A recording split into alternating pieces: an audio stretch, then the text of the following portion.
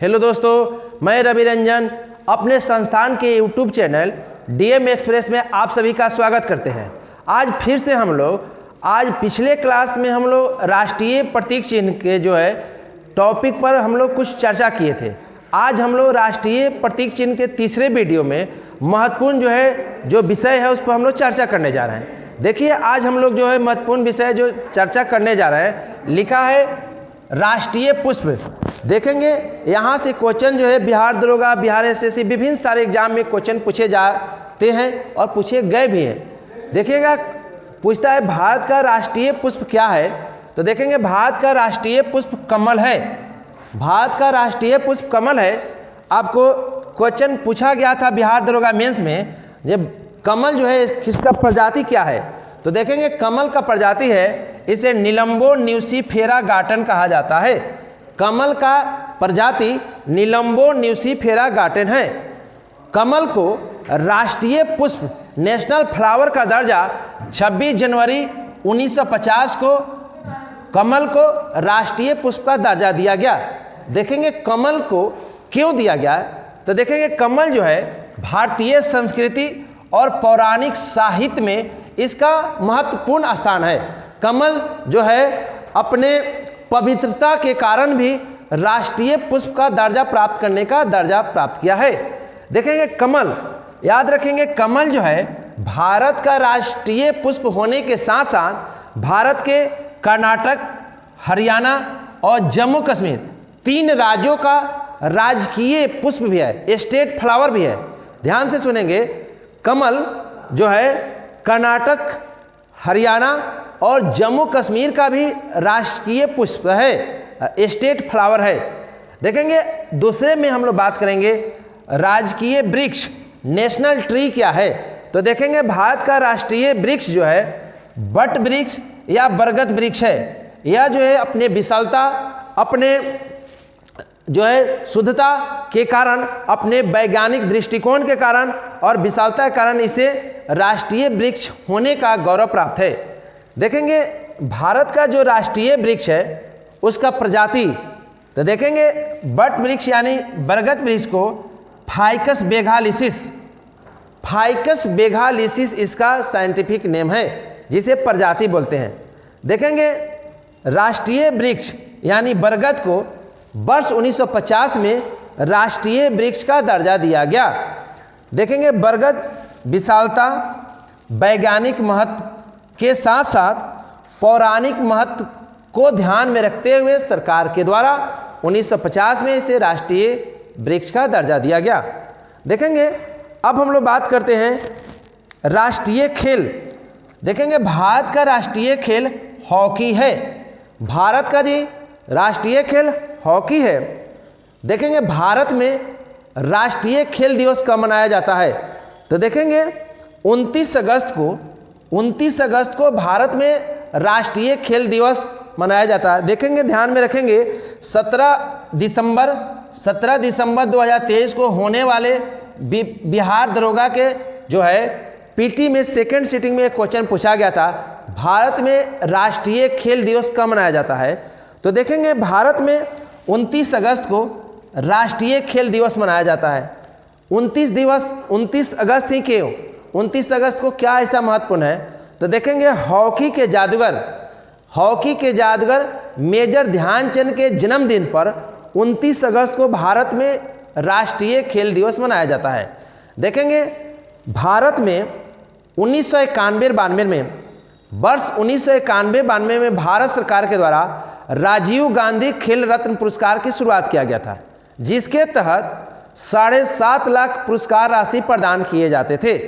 लेकिन वर्ष 2021 में देखेंगे वर्ष 2021 में भारत सरकार के द्वारा राजीव गांधी खेल रत्न पुरस्कार का नाम बदलकर मेजर ध्यानचंद खेल रत्न पुरस्कार कर दिया गया।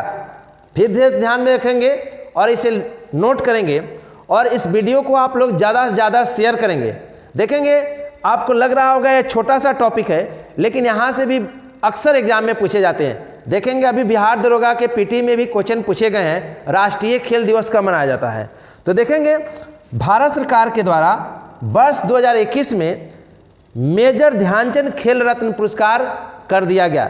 राजीव गांधी खेल रत्न पुरस्कार का नाम बदलकर मेजर ध्यानचंद खेल रत्न पुरस्कार कर दिया गया। साथ ही साथ जो पुरस्कार राशि पहले 7.5 लाख रुपया दिए जाते थे, उस पुरस्कार राशि को बढ़ाकर 25 लाख रुपया कर दिया गया। तो इस प्रकार से वर्तमान में मेजर ध्यानचंद खेल रत्न पुरस्कार के तहत 25 लाख रुपये नगद राशि प्रदान किए जाते हैं। और देखेंगे सरकार के द्वारा साथ ही साथ उत्तर प्रदेश के मेरठ में खेल विश्वविद्यालय का भी स्थापना किया जा रहा है। आइए राष्ट्रीय प्रतीक चिन्ह में दूसरा हम देखते हैं राष्ट्रीय वाक्य। तो देखेंगे भारत का राष्ट्रीय वाक्य जो है सत्यमेव जयते है। भारत का राष्ट्रीय वाक्य जो है सत्यमेव जयते है, जिसका अर्थ सदा सत्य की विजय होती है। देखेंगे सत्यमेव जयते को मुंडकोपनिषद से लिया गया है। ध्यान से सुनेंगे, सत्यमेव जयते को मुंडकोपनिषद से लिया गया है।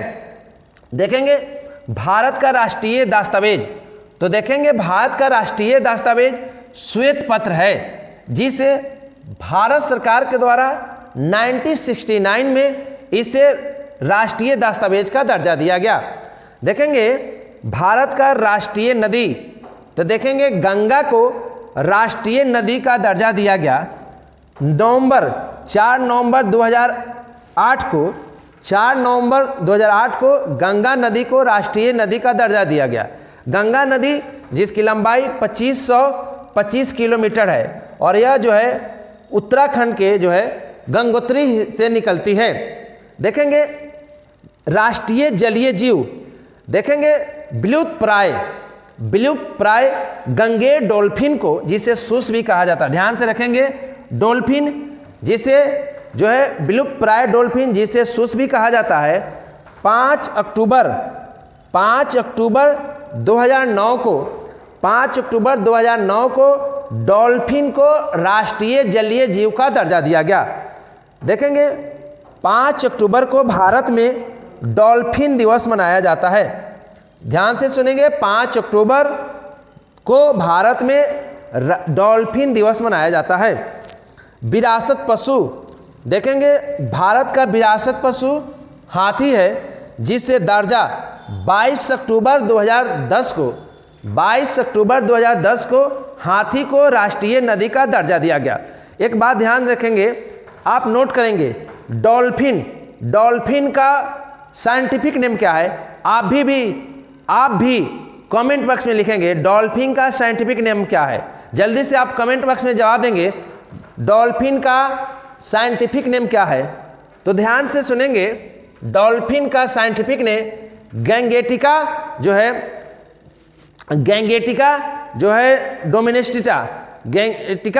डोमिनेस्टा है। आप भी जो है कमेंट बॉक्स में इसका जवाब देंगे। देखेंगे इसके बाद हम लोग पढ़ेंगे राष्ट्रीय मुद्रा। देखेंगे भारत के जो राष्ट्रीय मुद्रा है उसका भी प्रतीक चिन्ह मिल गया। देखेंगे राष्ट्रीय मुद्रा। देखेंगे भारतीय मुद्रा को वर्ष 2010 में भारतीय मुद्रा को एन, डॉलर जो है रूबल इत्यादि के तहत इसका भी प्रतीक मिल गया। आईआईटी मुंबई के उदय कुमार के द्वारा भारतीय रुपए का प्रतीक दिया गया, जो देवनागरी लिपि के र और रोमन लिपि के आर को मिलाकर बनाया गया। वर्तमान में भारतीय रुपए का जो प्रतीक है इस तरह दिखता है। तो ध्यान रखेंगे, भारतीय रुपया का नया प्रतीक मिला। कब मिला? तो 2010 में मिला। किसके द्वारा दिया गया, किसके द्वारा तैयार किया गया? तो आईआईटी मुंबई के उदय कुमार के द्वारा तैयार किया गया। भारतीय जो मुद्रा है उसका जो नया प्रतीक बनाया गया है, देवनागरी लिपि के र और रोमन लिपि के आर को मिलाकर बनाया गया है, जो देखने में इस तरह से लगता है। इस तरह से राष्ट्रीय प्रतीक चिन्ह में जो है हम लोग 3 वीडियो बना चुके हैं। आप लोग इसे ध्यान से देखेंगे, यहाँ से विभिन्न सारे एग्जाम में क्वेश्चन पूछे जाते हैं। अभी हाल ही में बिहार दरोगा के एग्जाम में भी पूछे गए हैं। तो इस वीडियो को आप लोग ज़्यादा से ज़्यादा शेयर करें। फिर अगले वीडियो में फिर अगले टॉपिक के साथ मिलते हैं। तब तक के लिए धन्यवाद।